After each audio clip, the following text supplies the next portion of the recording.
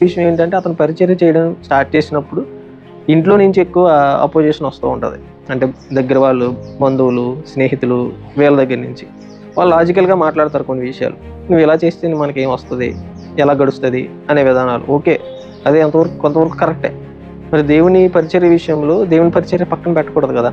So, ఖచ్చితంగా చేయాలి. కాబట్టి ఒక పని అనేది కంప్లీట్‌గా చేయాలి. ఇప్పుడు సర్వసాధారణంగా మనం చూసినా ఒకడే అన్ని పనులు చేయలేడు.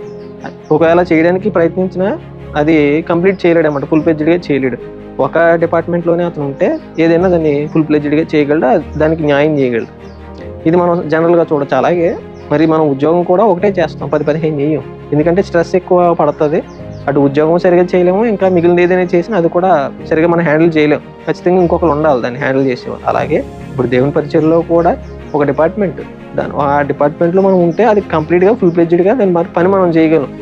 వేరే దానికి మనం వెళ్ళామంటే ఇప్పుడు దానికి కంప్లీట్ చేయలేము. దీన్ని కంప్లీట్‌గా మనము చేయలేమనమాట. అటు చర్చిని గ్రో చేయలేము. దేవుని పరిచర్య కంప్లీట్‌గా చేయలేము. అటు మనం చేసే పని కానీ, భౌతికంగా మనం సంపాదించుకోవడానికి ఏం చేసినా అది కంప్లీట్‌గా చేయలేము. ఇది చాలామంది మిస్ అవుతున్నారనమాట.